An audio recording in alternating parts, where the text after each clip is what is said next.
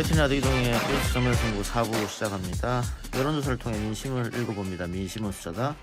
배철호 리얼미터 수석 전문연구위원, 이은영 휴먼앤데이터 소장, 헬마우스 임경빈 작가와 함께합니다. 어서 오십시오. 네, 안녕하세요. 세 분 현재 판세 어떻게 보고 계신지요? 지금 27일 정도 남은 대선 시점인데 먼저 배 위원부터. 먼저 제 의견 말씀드리기 전에 오늘 나온 조사, 사실 조사가 요즘은 하루 상관에도 다르기 때문에 이틀만 지나도 유통기간 제한 원스 어파너 타임 데이터가 되는데 오늘 그 두 개 준비했습니다. KBS 의뢰로 한국리서치 조사 789 전화 면접 1000명이고요. 또 하나는 MBS 이 역시 789입니다. 전국 1007명 이 역시 면접 조사고 자세한 건 중앙여론조사심의위원회 홈페이지에 보시면 될 것 같고요. 여기서 먼저 KBS 한국리서치 조사에서 보자면 윤석열 후보 37.7 이재명 34.0 안철수 9.0 이렇게 나왔고요. MBS 조사에서는 이재명 후보와 윤석열 후보가 35%로 동률, 안철수 후보 9% 나온 거는 똑같습니다. 또 특징이 뭐냐면은 이제 정책 역량이라든지 계속 지지하겠다는 후보 지지 강도에서는 이재명 후보가 좀 앞서는데 이제 당선 가능성이라든지 정권 대선 프레임에서는 윤석열 후보가 좀 우위에 있는 조사들이 좀 많이 있습니다. 해서 정리하자면 혼조세, 백중지세 여전히 이게 조사 한두 개로 전체를 가늠할 수는 없겠지만은 최근 발표된 조사를 보면 어느 후보도 확실한 우세를 점하고 있지는 못하다. 그렇게 좀 개인 의견 덧붙입니다. 예, 임경빈 작가. 전체적으로 보면은 뭐 말씀하신 대로 이제 백중세인 여론조사 결과들이 많이 나오고 있는데 오늘 이제 MBS 같은 경우는 35대 35로 이제 동률이 나왔습니다만 다른 조사들에서는 물론 오차 범위 내긴 한데 윤석열 후보가 뭐 2, 3% 정도 혹은 뭐 3, 4% 정도 이제 앞서는 걸로 이제 나오는 조사들이 많이 있습니다.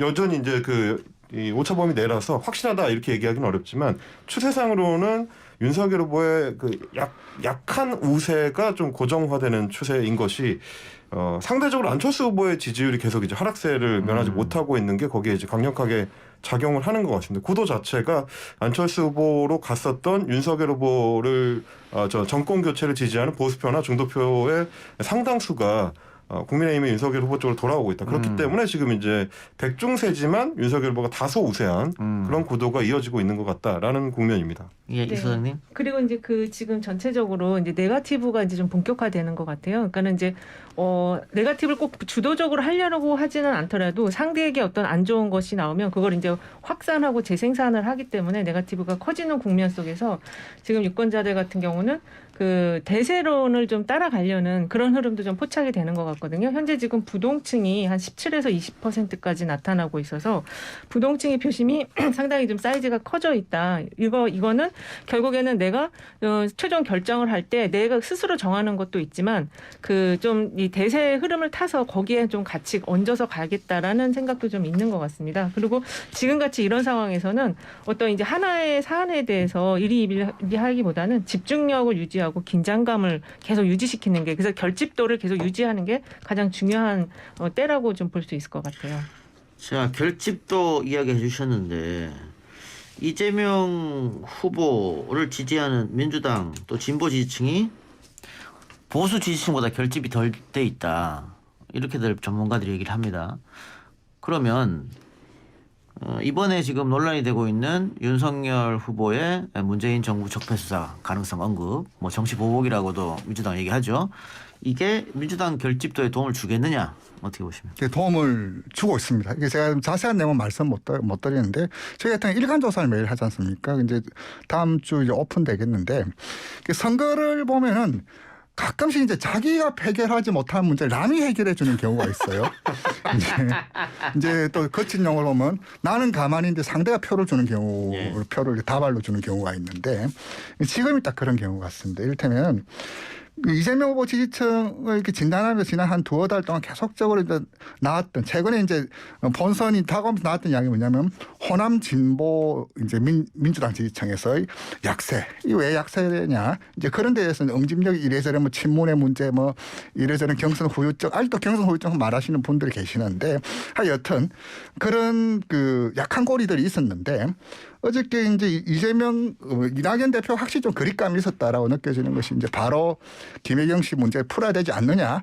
라고 하면서 바로 이제 김혜영 씨 문제가 어저께 어떻게든 좀 미흡하다는 평가가 좀 대종이지만 어떻게든 이낙연 대표가 적극적으로 나섰다는 점. 무엇보다 윤석열 후보의 발언이 문재인 대통령을 참전을 하게 했고 노무현 대통령까지 소환을 했어요. 그리고 이제 그 말의 양상이나 내용이 상당히 이제 중도층들 또 합리적 보수층들까지도 귀를 의심할 만큼의 어떤 사안이라서 이것이 지금 결집력이 급속히 이제 민주당 이재명 후보 지지층에 좀 나타났고 윤석열 후보는 좀 좋은 분위기를 연결하지 못하는 그런 것이 이제 지표로 좀 나타날 것이다. 이렇게 좀 방어적으로 말씀드립니다. 예, 이 소장님. 네, 지금 정권 교체 의향이 이제 조금 최근에 좀 낮아진 적이 있었는데 이게 다시 또 53%, 50대 초반으로 지금 올라갔거든요. 그러니까 지금 제가 보기에는 지금 윤석열 후보 선대위 쪽에서는 이거 그 정치보복 관련한 발언에 대한 어떤 여론조사를 좀 집행을 하고서 이 표의 분산을 보고서 이 말을 던진 것이 아닌가 생각이 들어요. 그리고 이게 지금 이 궁극적인 목표는 정권 교체의 지수를 더 키워가지고 거기 내가 얹어가겠다라는 생각이 있는 것 같고 그다음에 이 정체성이 지금 윤석열 후보가 좀 애매하거든요. 보수라기보다 보수도 아닌 것이 진보도 아닌 것이 중도도 아닌 것이 좀 약간 자기 본인 정체성이 좀 어정쩡하다라는 것을 이용해서 이 노무현 전 대통령에 대한 표심 그 이재명 후보 쪽에 안 온 이런 표심을 좀 끌어내야 되겠다 가져가야 되겠다 이런 생각을 좀 하고 있는 것 같아요. 그래서 그 지난번에 그 제주 강정마을 가서 울먹울먹 한 것도 그런 표심을 좀 더 끌어내야 되겠다라는 생각이 작동하고 있는 것 같고요. 그래서 지금 이걸 던졌는데 사실은 이제 이게 지금 대통령께서 이거를 강하게 지금 받아치셨는데 이게 이제 향후에 지금 우리 배수성님 얘기하신 것처럼 그런 효과를 가져올지 이거는 지금 솔직히 잘 모르겠어요. 그래서 여기서 제일 중요한 거는 이렇게 지금 국민의힘 쪽은 뭔가 계속 아젠다를 던져서 그걸 끌고 간다. 주도권을 가져가기 위해서 끌고 간다. 그거의 영향 여부는 조금 차치하더라도 이게 지금 민주당 선대위의 가장 큰 차이점인 것 같거든요. 그래서 민주당에서도 지금 이 여론조사라는 게 이렇게 지금 저희들이 계속 해석하고 있는 이거는 사실 언론사라든지 이런 그런 언론사의 기본적인 시각하에서 이게 설계들이 되는 것인데 당 안에서 이런 여러 가지 것들을 좀 변화를 시키기 위한 그런 기획성 조사들을 적극적으로 하고 거기에 맞춰서 이 뭔가 주도를 해가고 있는지 이런 것들 한번 좀 점검 내부적으로 해볼 필요가 있지 않은 생각이 듭니다. 제가 아까 이동의 촉 시간에도 언급을 했는데 이 소장 이야기처럼 만일 그게 국민의힘의 전략이었다면 큰 패착이다. 큰 패착이죠. 네, 네. 그렇게 보이는데 오늘까지 어쨌든 국민의힘 관계자 윤석열 후보는 사과 이야기를 꺼내지 않았습니다. 윤석열 후보는 한 발 물러나서 정치 보복은 없다라고 했습니다만 네. 국민의힘 관계자는 강한 워딩으로 당대표부터 시작해서 대통령을 또 청와대를 공격하고 있거든요. 그렇죠. 그러면 이게 청와대와 대립각을 이렇게 세워서 오늘 내일 주말 이어지면 아까 우리 수석위원 이야기처럼 지지율에 굉장히 영향을 미칠 수도 있겠다. 그렇게 보는데 우리 헬마우스는 또 정치평론도 하니까 어떻게 보십니까? 저는 이제 어제 오늘 있었던 국민의힘과 윤석열 후보 측의 이제 기동을 보면 이인영 소장 말씀하신 것처럼 돌발적으로 한 것 같지는 않습니다. 일단 어제 중앙일보 인터뷰가 시작이었는데 거기서도 사정 관련해 가지고 이제 여러 차례 이제 강조를 하면서 반복적으로 이제 말을 하거든요. 그런 걸 봤을 때는 말 자체가 이제 돌발적으로 튀어나온 건 아닌 것 같은데 다만 이제 오늘 이준석 대표나 혹은 국민의힘 관계자들이 움직이는 양상을 봤을 때 이게 정말 철저하게 계산된 하에서 움직이는 건지 어떤지는 좀 불명확해 보입니다. 이준석 대표가 오늘 이제 페이스북에 글을 한 6개 정도를 올렸거든요. 근데 그걸 이제 해석하기에 따라서 다른데 완전히 계산해서 여기서 이제 총력전을 펼친다고 이제 전선을 짠 것인지 혹은 이 수습하기 위해서 굉장히 많은 말을 쏟아내서 이제 급하게 정리를 하고자 하는 건지는 아주 불분명한 상태인 것 같고 그리고 이제 그런 만약에 전략을 짰다고 하더라도 어제 윤석열 후보의 인터뷰 내용에 대해서는 조금 고민해 볼 필요가 있을 것 같습니다. 그게 이제 좀 이제 거리를 두면서 지금 오늘 국민의힘의 이양수 수석대변인이나 이준석 대표가 하는 것처럼 뭐 거리낄 게 없으면은 뭐 발끈할 것도 없다 이런 식의 워딩이었으면 문제가 아닌데 어제 굉장히 이제 구체적으로 윤석열 후보가 발언을 했단 말이죠. 민주당 정권이 검찰을 이용해서 얼마나 많은 범죄를 저질렀느냐 거기에 상응하는 책임을 져야 된다 이런 얘기를 했기 때문에 그래서 오늘 문재인 대통령이 했었던 메모에 기반한 박수현 수석의 브리핑 내용도 보면 굉장히 구체적인 반박입니다. 그러니까 근거가 있으면 돼야 되고 근거가 없이 그런 발언을 했다면 사과를 해야 된다. 이게 굉장히 정론이거든요. 그러니까 윤석열 후보가 지금 그 뒤에 나온 발언들은 대부분 자기는 원론적인 얘기를 한 거다라고 어떻게 보면 좀 뭉개고 있지만 실제로 청와대가 요청하고 있는 것은 해당 발언의 내용에 대해서 입증을 하라는 얘기입니다. 이게 이제 시간이 갈수록 점점 그 사과에 대한 압박으로 돌아올 경우에 답변을 정확하게 해야 될 수밖에 없는 상황에 몰릴 거다. 이 부분을 조금 국민의힘이나 이제 윤석열 후보 측에서 한번 봐야 될 것 같고, 그리고 여론 지형상으로 봤을 때는 아까 이제 결집 말씀하실 때 이제 민주당의 전통 지지층이지만 충분히 결집이 안 되고 있는 대표적인 층이 2030 여성층입니다. 예. 그래서 이제 다른 여론조사를 보더라도 눈에 띄게 2030 남성들에 비해서 여성들의 응답률이 낮고요. 표집되는 그 숫자 자체가 굉장히 적습니다. 뭐 리얼미터는 특히 이제 세대와 그 성별을 같이 묶어서 발표를 하는데 2월 2일에 4일까지의 조사도 보면 남성 20대와 30대 남성은 뭐 150명 가까이 이제 조사가 되는데 여성들은 그거에 비해서 훨씬 적은 100명도 안 되는 숫자들이 잡히는 걸 봐서는 여전히 2030 여성층이 충분히 의사결정을 못했거나 민주당을 향해서 이제 결집이 충분치 않다라고 볼 수 있는 건데 문재인 대통령은 2030 여성층에서의 지지가 엄청나게 강고하거든요. 예. 그 층이 과연 이번 사안을 보면서 어떻게 움직일 것이냐. 이거에 따라서 민주당에서도 결집이 추가로 일어날 수 있는 가능성은 열려 있다. 이렇게 봐야 될 것 같습니다. 제가 이좀 말씀드리자면 윤석열 후보 이런 기획성 도발은 아니라고 봅니다. 저도 그렇게 보지는 왜냐하면 않습니다. 앞말 뒷말이 연결이 안 되고 있어요. 그리고 김종인 위원장이 핵심 지적했는데 그때 당신은 뭐 했었냐. 당신이 그때 책임지지 않았냐. 물론 그 정권 교체의 당위성과 문재인 정부의 어떤 실정 혹은 뭐 패착을 이야기하는 과정에서 본인이 검찰 출신이니까 자기 강하다. 내가 뭐 이건 잘한다라고 했던 것이 이 사단을 했고 왜냐하면 지금 국민의힘 지도부가 대응하는 모습을 보면 허둥지둥하고 있거든요. 예. 일사불란하게 움직이고 있거나 이거 뚜렷한 타겟을 가지고 세트 플레이를 한 게 아니에요.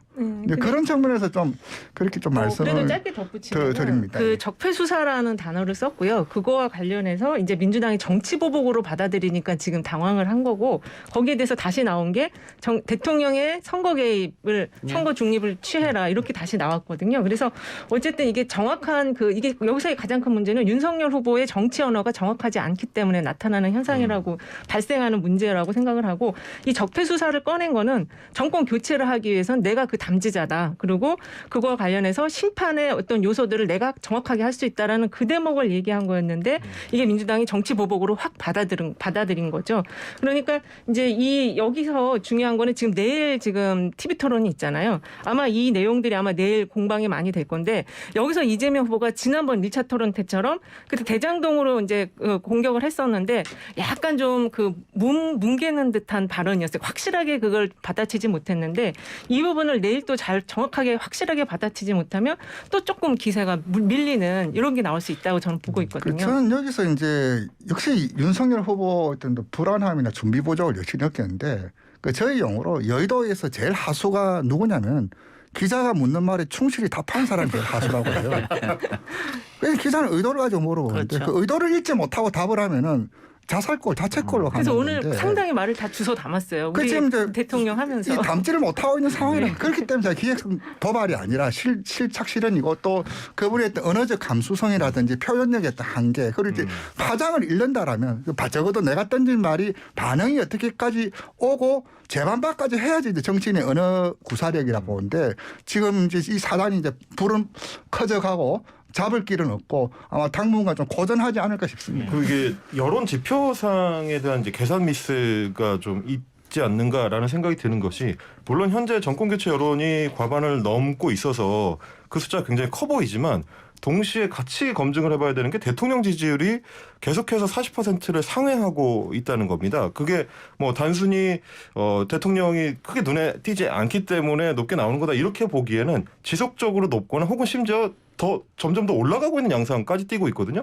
그러니까 이 두 가지를 같이 놓고 보면 여기서 이제 국민의힘이나 윤석열 후보 측에서 착각하면 안 되는 게 정권 교체 여론이 높으니까 더 강하게 문재인 정권 압박해서 문재인 대통령에 대한 압박까지도 밀어붙이면 나머지 정권 교체 여론에서 우리 쪽으로 안 오고 있는 한 10% 정도 이걸 땡겨오면 우리가 필승한다.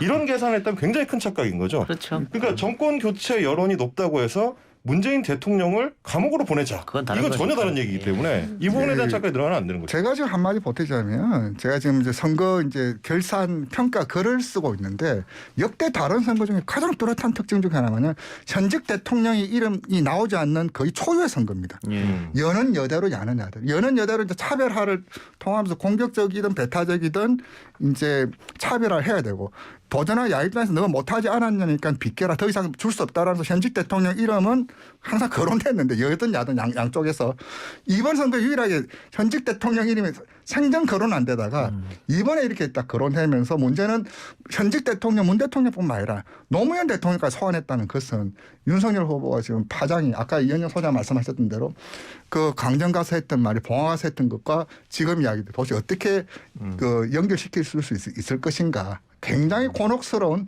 이런 악성 이슈를 만났다. 예. 그렇게 좀 보여집니다. 이게 이제 사실 저는 배철우 의원 지적하신 부분에 이제 커뮤니티적인 해석, 그러니까 최근 이제 젊은 층들이나 혹은 뭐 페이스북을 비롯한 SNS를 통해서 보수층이 공유하고 있던 어떤 정서의 미스가 좀 있다고 생각을 하는데요. 특히 뭐 진중권 전 교수를 비롯해서 이제 그쪽 진영의 이제 논리를 상당 부분 이제 제공하는 분들이 문재인 정부 후반기에 계속해서 펼쳤던 논리가 뭐냐면 문재인 정부는 김대중 정권이나 노무현 정권과 유리된 별도의 정부고 그 유지를 잇고 있지 못하다라는 논지를 지속적으로 펴왔습니다. 근데 그거에 동화된 어떤 보수층 내부의 여론 흐름이 있고 최근에 윤석열 후보가 하고 있는 발언들의 내용도 그러니까 노무현 전 대통령이나 김대중 전 대통령에 대해서는 높이 평가를 하면서 문재인 정부를 그것과 단절시키려고 하는 움직임이 보이거든요. 윤석열 후보의 발언이나 이제 어떤 그 일정들을 보면. 근데 그게 과연 제대로 작동할 것인가. 그 부분에 대해서도 좀 냉정하게 평가를 해봐야 되는 시점이 올 것 같습니다. 임 작가 이야기 들어보니까 진중권 교수는 어느새 보수 진영 스피커가 됐네. 굉장히 중요한 논지들을 많이 제공을 하고 있습니다. 그래요. 자, 아까 뭐 우리 배철호 의원께서 정치인의 언어 구사력에 대해 이야기해 주셨는데 자신이 없으면 기자 질문에 답할 자신이 없으면 두 가지 비법이 있긴 있습니다. 첫 번째 하나만 한 이야기. 그렇죠. 교과서에 나오는 이야기, 논란이 안 될 이야기. 두 번째는 A라고 질문을 하든 B라고 질문을 하든 C라고 질문을 하든 원래 내가 준비했던 말만 하면 됩니다. 그렇죠. 그러면 아무런 문제가 네, 없다. 예. 근데 윤석열 후보가 정치에 한복판에 들어온 게 몇 개월 안 되기 때문에 뭐 그런 게 좀 부족했지 않았나 싶습니다.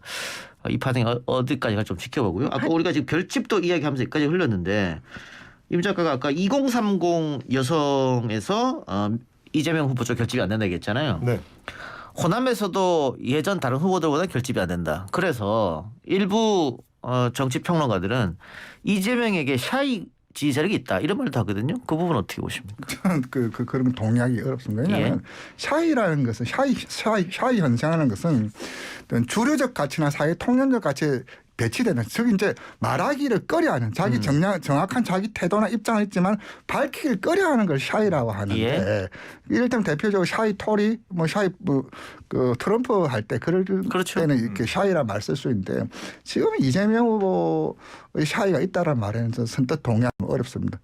저는 거기 샤이가 있다고 보는 의견인데요. 예. 왜냐하면 이제 지금 비호감 대선이고 그 여러 가지 논란들이 계속 꼬리를 물고 나오고 있어요. 그러다 보니까 표심을 정하지 못하는 층이 있다. 그리고 그게 젊은 층이고 또 뭐 일부 고령자층에서도 일부 있는 것 같은데 어쨌든 젊은 층이 많은 거고 그리고 사실 이번에 지금 이번 그 나온 여론조사를 보면은 격차가 이제 조금 벌어진 게 이 30대 여성층의 표심 이동이 또 있었거든요. 최근에 이재명 후보 쪽으로 갔다가 다시 또 윤석열 후보로 간 흐름이 오마이뉴스 같은 자료를 보면 그런 게 살짝 보이는데 그래서 이 샤이라는 게 과거의 샤이는 나의 의견을 좀 숨기는 샤이였다면 지금의 샤이는 그 나의 의사 내가 어디로 표를 정해야 될지 잘 진짜로 모르겠다 이런 샤이가 있다라고 지금 보이는 거죠. 그래서 저는 이제 샤이와 플렉서블 유동 플로터를 구분해야 된다고 보는데 이를테면 샤이란 분명히 있지만 밝히길 꺼려하는 오히려 샤이층들이 보면은 더 뚜렷한 정치 정향성을 가지고 있거든요. 그런데 이제 플로터들은